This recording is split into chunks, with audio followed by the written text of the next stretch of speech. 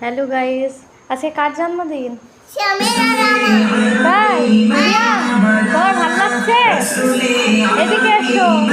এই হচ্ছে আমাদের বার্থডে কেক আর পায়েস আছে, বাচ্চা কাচ্চা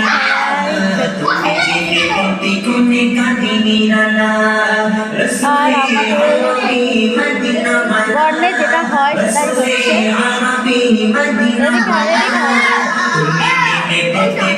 এদিকে এসো। তোমাদের কেমন লাগছে? তোমার কেমন লাগছে? হেভি লাগছে? তুমি কি কি খেয়েছো দুপুরে? কি কি খেয়েছো?